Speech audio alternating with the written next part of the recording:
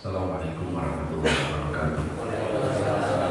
Bismillahirrahmanirrahim. Alhamdulillahirabbil alamin. Allahumma shalli ala nabiyyina Muhammadin wa ala alihi wa ashabihi ajma'in. Rabbi zidna ilma wa alhiqna bis-sholihin. Amma ba'd. Salat subuh yang dirahmati Allah. Alhamdulillah kita telah usai melaksanakan salat subuh berjamaah. Alhamdulillah pula habis salat subuh kita diluangkan waktu oleh Allah untuk bisa hadir di majelis ilmu ini. Mudah-mudahan hadir kita di majelis ini akan menjadi sebab turunnya rahmat Allah Subhanahu wa ta'ala. Salawat wa salam sama-sama kita sampaikan kepada uswah qudwah panutan abadi kita Nabi Muhammad sallallahu alaihi wasallam yang bertepatan pada bulan ini adalah bulan kelahirannya. Mudah-mudahan kita termasuk umat yang setia, yang mencintai Nabi, dan mudah-mudahan Nabi mencintai kita. Amin ya Allah. Jemaah sekalian yang dirahmati Allah, pada kesempatan kali ini kita akan melanjutkan tadabbur Al-Quran kita, yaitu surat Al-Fat, surat 48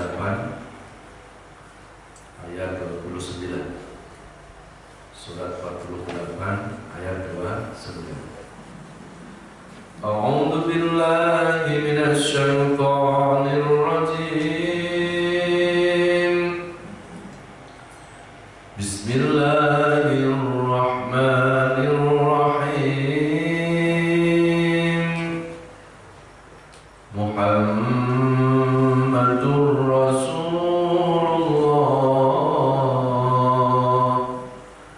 walladzina ma'ahu asyidda'u 'alal kuffari ruhama'u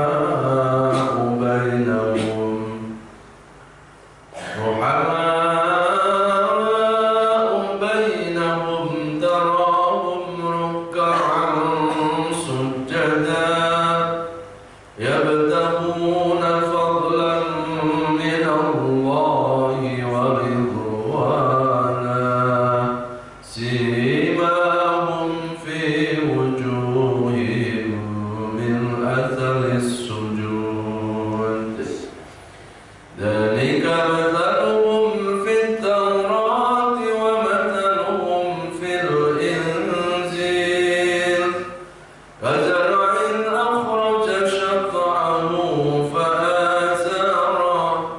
fa'azarahu fastaghlada fastawa 'ala suqihi yu'jibu az-zurra'a liyaghidha bihimul kuffar wa'ada Allahu alladhina amanu wa 'amilus solihati minhum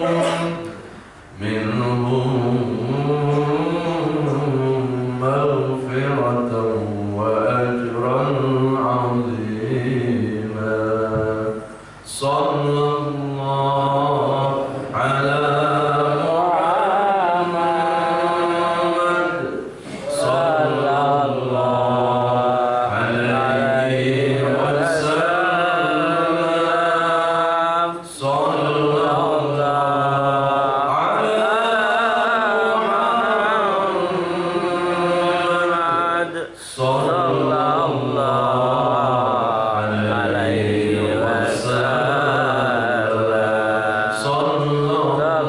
Muhammad sallallahu alaihi wasallam.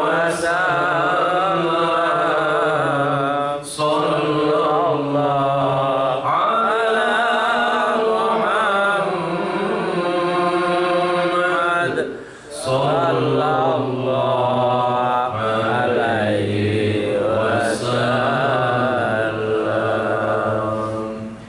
Ya Allah, sampaikan salawat salam kami kepada kekasih Rasulullah sallallahu alaihi wasallam. Sandingkan kami, sandingkan ayah ibu kami, sandingkan seluruh keluarga kami. Kelak di akhiratmu bisa bersanding dengan Rasulullah di dalam surga. Bisa bersanding dengan orang-orang yang kau kasihi. Amin ya Allah. rabbal alamin. Baik, jamaah sekalian dirahmati Allah, kita akan mengkaji Al-Quran surat Al-Fat ayat 9, di mana ayat ini menjelaskan tentang ciri-ciri pengikut setia Rasulullah. Jadi kalau setiap tahun kita peringati Maulid Nabi, kita peringati hari lahirnya Nabi, pesan peringatan itu bukan hanya sebatas seremonial, bukan hanya sebatas makna rutin, ya, hanya sebatas rutinitas. Tapi pesan dari kita memperingati Maulid Nabi adalah bagaimana supaya kita lebih mengenal sosok Nabi, mengenal akhlaknya, mengenal pribadinya, mengenal kehidupannya, mengenal bagaimana ibadah-ibadahnya. Maka diharapkan setiap kali kita memperingati Maulid Nabi akan bertambah rasa cinta kita, akan bertambah mahabbah, kecintaan kita kepada Nabi Muhammad sallallahu alaihi wasallam. Wa man ahyani faqad ahabbani wa man ahabbani kana ma'i fil jannah. Barang siapa yang mencintai aku, maka hendaklah mengikuti ajaranku.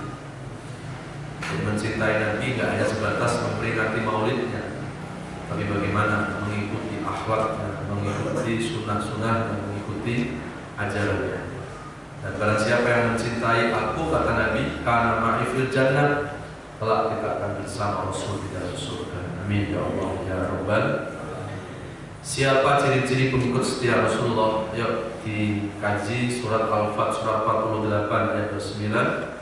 Muhammadur Rasulullah, Muhammad adalah utusan Allah. Ada yang beda ketika Allah menyebut nama Nabi Muhammad di dalam Quran, itu selalu disebut juga dengan gelarnya. Ya, kalau nggak disebut gelarnya Rasul, ya ayyuhan Rasul, biasanya Allah sebutkan dengan ya ayyuhan Nabi. Jadi kalau ada di Quran panggilan Allah ya ayyuhan Rasul, pasti Rasulnya itu yang dimaksud Nabi Muhammad. Kalau ada panggilan ya ayyuhan Nabi, pasti yang dimaksud Nabi di situ adalah Nabi Muhammad. Walaupun tidak dijelaskan Nabi Muhammad, karena tidak pernah Allah menyebut nabi-nabi lain selain Nabi Muhammad itu disebut gelar. Kalau Allah menyebut Nabi Adam, langsung aja namanya, tidak pernah disebut gelar. Wa ya Adam uskun, langsung ya Adam uskun anta wa zawjukal jannah. Kalau Allah menyebut nama Nabi Ibrahim, ya disebut aja namanya. Wa qala Ibrahim rabbi ij'al hadza balada. Kalau Allah menyebut nama Nabi Musa, langsung disebut namanya. Wa qala Musa. Tapi ketika Allah menyebut nama Nabi Muhammad, tidak pernah disebut namanya saja. Selalu Allah menyebut nama atau gelarnya, predikatnya. Dan ini ulama-ulama tafsir menjelaskan ikraman li nabiyina Mustafa sallallahu alaihi wasallam. Kenapa Allah ketika menyebut nama Nabi Muhammad itu selalu disebut dengan gelar? Karena ini adalah merupakan bentuk dari Allah memuliakan Nabi.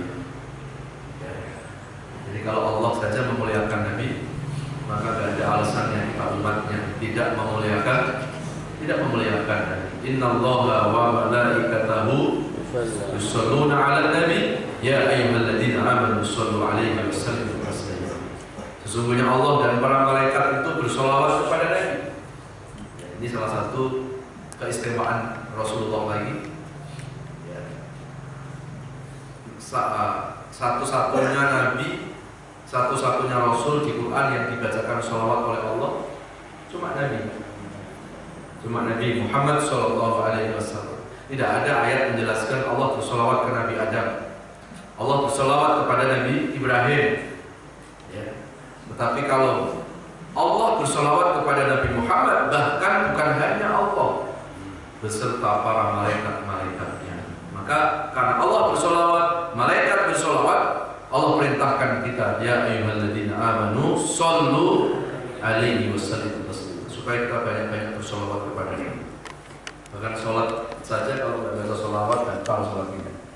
Khutbah Jumat, khotibnya ceramah menggebu-gebu, tetapi lupa atau bukan lupa, sengaja tidak baca sholawat, nggak sah khutbahnya. Dan kalau nggak sah khutbahnya, berarti nggak sah sholat Jumat. Jadi ini menunjukkan betapa pentingnya kita bersolawat kepada Nabi Muhammad sallallahu alaihi wasallam. Jemaah sekalian, siapa pengikut setia Rasulullah?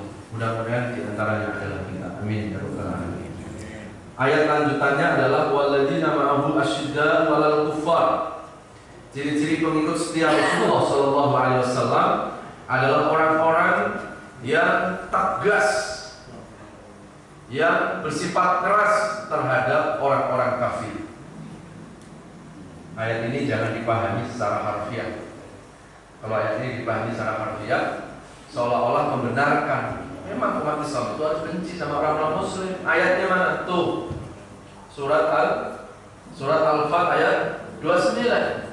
Padahal yang dimaksud tegas, keras terhadap orang-orang kafir. Orang kafir di sini itu disematkan kufar Makkah. Ini ayat berhubungan dengan orang-orang kafir di Mekah. Ya, karena orang-orang kafir di Mekah itu disebut dengan kafir harbi. Ya, jadi istilah kafir itu ada 3. Ada kafir harbi, ada kafir zimmi, ada kafir al-ahdi. Kalau kafir harbi itu orang-orang Muslim yang benar-benar memerangi Islam, membenci Islam, mengganggu ideologi Islam. Bahkan orang kafir pada masa Rasul mau membunuh Nabi. Nah, ayat ini turun itu memberikan semangat kepada sahabat pada masa itu, Pak, supaya jangan pasif, supaya umat Islam tegas, keras kalau perlu terhadap orang-orang kafir yang memerangi Islam. Nah, jadi konteksnya ke situ. Nah, kalau di sebelah rumah kita ada yang non-Muslim, tetapi dia tidak memerangi kita, nggak mengganggu agama kita, jangan pakai ayat ini kita. Ya, nih kita harus benci tuh sama orang kafir. Ya, yang kita benci itu bukan non-Muslimnya, yang kita benci itu sikapnya. Kalau sampai ada orang non-Muslim mengobok-obok agama kita, sementara umat Islam pun juga nggak dibolehkan untuk mengobok-obok agama orang lain. Jadi jangan toleransi itu hanya diajarkan, hanya ditekankan seolah-olah hanya umat Islam suruh toleransi, tapi agama lain juga harus sama-sama toleransi. Ya. Jadi kalau umat Islam dianjurkan toleransi, jangan mengganggu agama orang lain, jangan mengobok-obok kitab-kitabnya, ayat-ayat kitab-kitabnya agama lain. Nah, yang non-Muslim juga jangan mengobok-obok ayat umat Islam, jangan menghina agama Islam. Saya kira apa? Kalau masing-masing agama di negeri ini saling menghargai, saling toleransi, saling tahu batas, nggak ada kegaduhan kemarin-kemarin. Ya. Jadi ini bukan persoalan non-Muslimnya, bukan persoalan mata sipitnya, bukan karena etnisnya kita benci, nggak ada hubungannya. Etnis itu tetap makhluk Allah. Nah, siapa yang kepingin mata sipit? Memang Allah yang membuat. Ya. Siapa yang kepingin etnis tertentu? Allah yang buat. Kaitan dengan non-Muslim pun itu memang Allah juga. Makanya Allah juga nggak pernah memaksa orang yang non-Muslim untuk memasuki Islam, karena itu haknya mereka. Ya. Nah, jadi saya yakin umat Islam seharusnya bersikap seperti itu, Pak. Ya. Jemaah sekalian yang dirahmati Allah Subhanahu wa Ta'ala. Ada kafir harbi, ini kafir di Mekah. Ya. Nah, contoh kafir harbi itu adalah Abu Jahal, Abu Lahab, dan seterusnya. Ya. Kemudian yang kedua ada disebut dengan kafir zimmi. Kafir zimmi itu orang kafir di Madinah. Beda. Ketika Rasulullah habis hijrah dari Mekah ke Madinah, di Madinah dikira jangan ada orang non-Muslim, ada orang Yahudi di Madinah.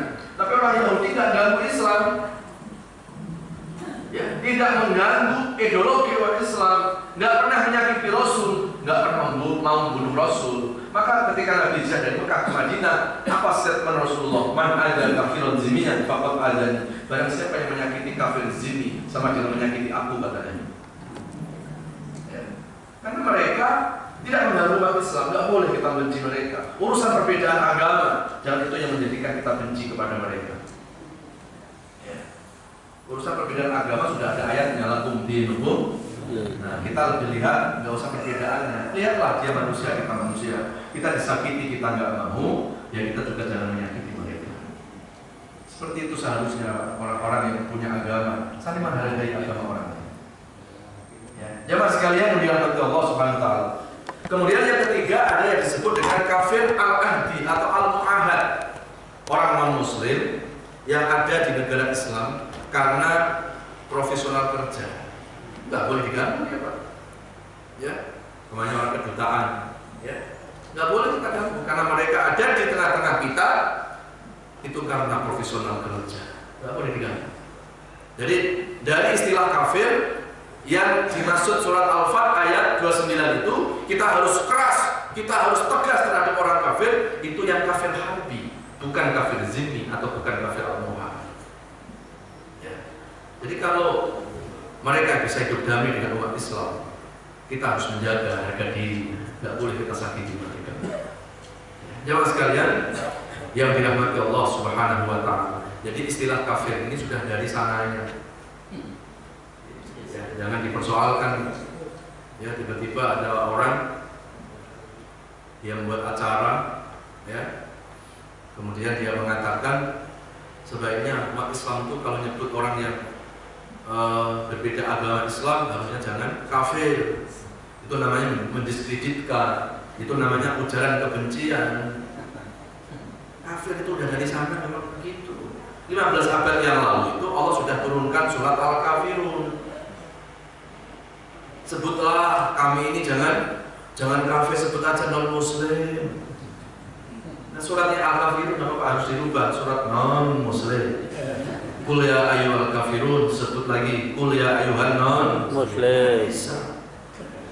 Hari-hari ini Pak ada hal yang sudah biasa tapi kok dibuat hal-hal yang seolah-olah ini baru terjadi. Sampai ini dibuat di acara putih hitam. Apa? Putih hitam. Nah, ibu yang nonton kayak nonton salah wajah. Ya. Dan ini dibuat dialog dengan seorang ustaz dan terkesan ustaz ilmu. Ya. Jadi bahasa kafir itu bukan yang membuat umat Islam.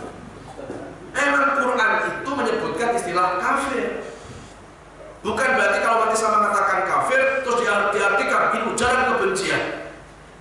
Karena ada dua kalimat yang membuat ngeri kalau orang menyebutkan. Satu kafir, sekarang yang kedua pribumi. Kata-kata pribumi itu kan hal yang biasa. Ya, karena dulu kita memang dijajah, maka kita disebut pribumi, penjajah adalah kolonial. Kenapa sekarang orang nyebutin pribumi jadi rasis? Nyebutin kafir juga jadi rasis, nggak ada. Ya, jadi memang kalau kita bicara kafir Pak, di Quran itu kafir itu nggak hanya dialamatkan pada non muslim, karena di Quran itu ada 4 bahasa kafir. Kafir itu kan dari akar bahasa Arab kafaru yukafiru, artinya orang yang tertutup atau orang yang membangkang, itu kafir. Kafir orangnya, kufur sifatnya, muslim orangnya, Islam sifatnya, mukmin orangnya, iman sifatnya. Jadi orang yang tertutup, orang yang membangkang, tertutup hatinya, tidak mengimani Allah, tidak mengimani Nabi, itu bahasa kafir. Di Quran istilah kafir itu ada 4 macam. Ada kufur iman, ada kufur nikmat, ada kufur sifat, ada kufur bil ayat. Ada. Jadi kalau ada orang mengatakan kafir, jangan langsung seolah-olah ini disematkan pada orang non-muslim. Ada 4 istilah kafirnya. Kalau yang non-muslim itu di Al-Baqarah ayat 6 dan 7. Innal ladzina kafaru sawa'un 'alaihim anzartahum am lam tunzirhum la yu'minun. Ini kafir yang hubungannya kepada non-muslim. Al-Baqarah 6 dan 7. Ada lagi istilah kafir, kufur, Allah sematkan bukan pada non-muslim, tapi kepada orang yang mengkufuri nikmat. Ibrahim surat ke-14 ayat 7. La in syakartum la azidannakum wa la in kafartum inna adzabi lasyadid. Kalau bersyukur aku tambahkan nikmat. Kalau engkau kafir, maksudnya kufur nikmat, siksaku sangat pedih. Kalau bicara yang kufur nikmat kan tidak cuma non muslim saja. Berapa banyak umat Islam yang sudah wajib sedekah, pelitnya namun itu saya. Ya. Sudah wajib bersedekah, sudah wajib zakat, tapi dia tidak bersyukur terhadap nikmat, tidak bersedekah, tidak zakat, itu kufur nikmat, Pak. Kufur itu kan sifatnya, orangnya namanya kafir. Tapi hari ini di masyarakat kita kalau orang bilang, kamu kafir, enggak, saya masih Islam. Padahal pelit itu juga bisa mewarisi sifat kekufuran namanya. Yang ketiga ada istilah kafir Allah sematkan dengan sifat. Al-Baqarah surat ke-2 ayat 34. aba wastakbara wa kana minal kafirin. Allah menyuruh malaikat sujud bersama Nabi Adam kau.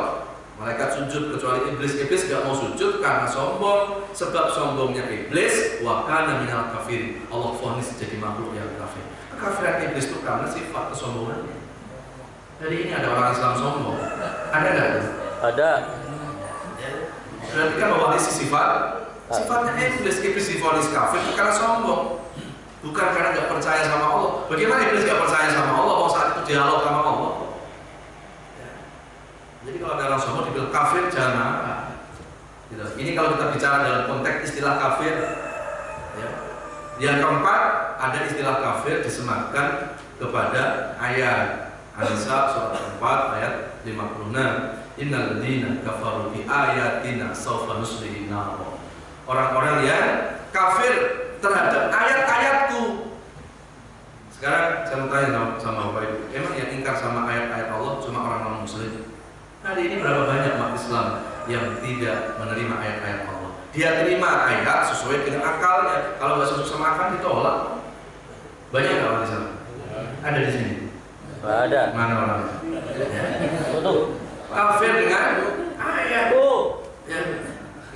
Bukan ada orang Islam yang mereka mengimani sebagian ayat tapi menolak sebagian ayat. Dianggapnya ini ayat tidak rasional, ini ayat tidak rasional. Ada ibu disuruh memakai jilbab karena dia belum seret pakai jilbab. Dia nggak terima tuh ayat itu. Dia katakan jilbab ini kan budaya. Kalau ya. Jadi bukan jilbab itu budaya, ayatnya ada karena nggak sesuai dengan nalurinya.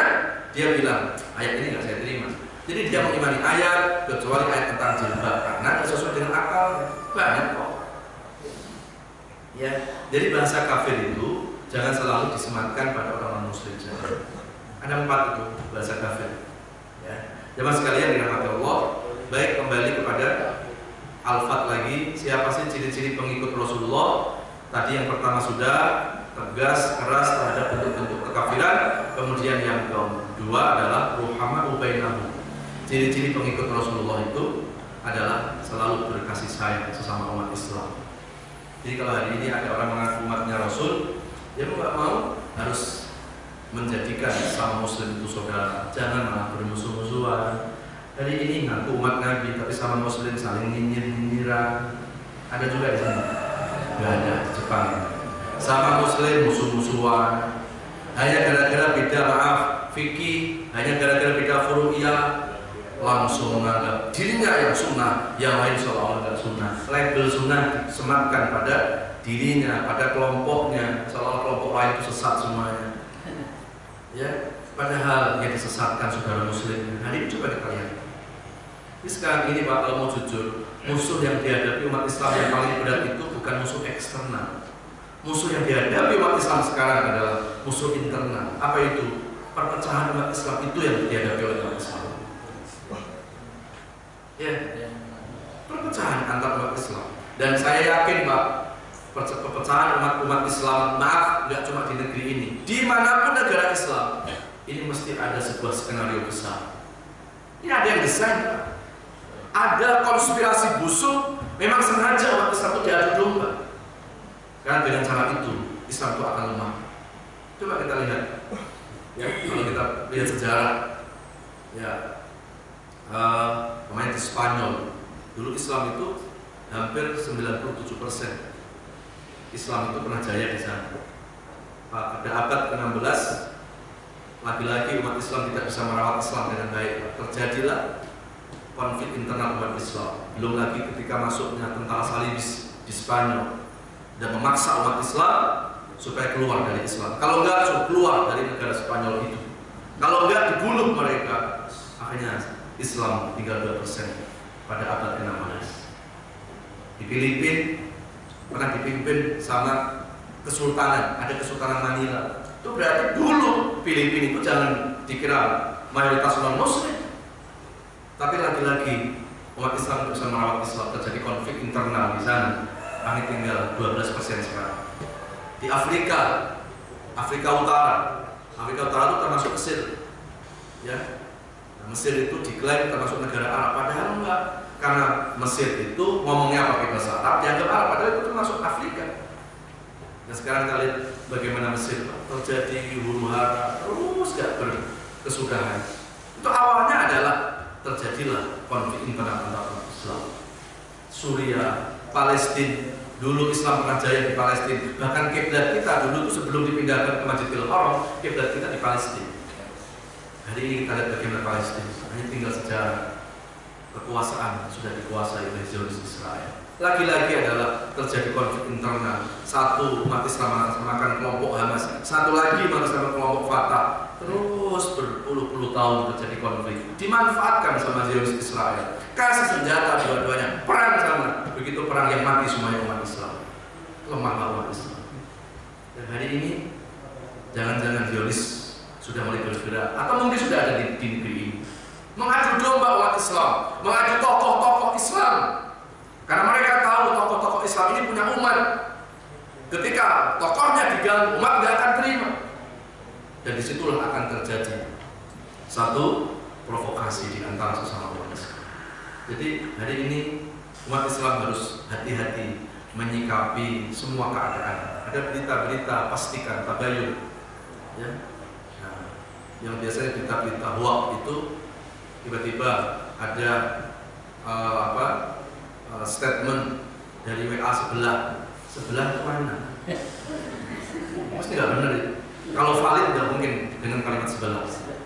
Terus biasanya tuh Pak, yang hoax itu di akhir mohon viralkan. Hati-hati. Ya. Dan kalau umpamanya ada statement dipotong, hanya cuma dipotong-potong di satu kata. Kalau orang itu mau fair, nih ada orang Islam, dia ceramah seolah-olah jelek-jelek ini. Kenapa ada 30 menit itu diputar semua? Kenapa yang jeleknya? Apa yang diputar? Coba kita lihat sekarang ini. Jadi harus hati-hati menyikapi ya keadaan sekarang ini. Ya, umat Islam harus bersatu. Umat Islam harus menebarkan kasih sayang sama umat Islam. Jangan bertikai. Ya untung mereka musuh-musuh Islam. Kemudian yang ketiga adalah tarahum ruk'an sujjada. Ciri-ciri pengikut Rasulullah adalah selalu rukuk dan sujud. Ibadah yang ada rukuk sujudnya apa? Jadi ciri-ciri pengikut setia Rasulullah istiqomah sholat sampai akhir hayat. Kemudian yang keempat, yabtaguna fadlan minallahi wa ridwana. Ciri-ciri pengikut Rasulullah yang keempat adalah yabtaguna fadlan minallahi wa ridwana. Setiap aktivitasnya diniatkan untuk mencari ridha Allah. Apapun yang dilakukan selalu diniatkan karena Allah. Dia bekerja karena Allah. Dia tidur karena Allah. Dia mencari nafkah diniatkan karena Allah. Ibadah apapun dia niatkan karena Allah. Ini ciri-ciri pengikut Rasulullah Sallallahu Alaihi Wasallam. Kullu nasi halka ilal alimun, wal alimuna halka ilal amilun, wal amiluna halka ilal mukhlisun. Semua manusia akan rugi kecuali orang yang alim. Yang alim punya ilmu pun akan rugi kecuali yang mengamalkan ilmunya. Dan yang mengamalkan ilmunya akan rugi kecuali ketika mengamalkan dengan ikhlas. Iblis tidak takut dengan orang yang ahli ibadah, tetapi iblis takut dengan orang yang ikhlas dalam ibadah. Jangan dikira kalau kita ngaji kayak gini pasti masuk surga. Jangan dikira kalau kita sudah sholat pasti kita mendapatkan pahala. Belum tentu. Belum tentu. Karena pahala itu tergantung keikhlasannya. Jangan-jangan kadang yang kelihatannya gak ibadah malah itu yang dapat pahala.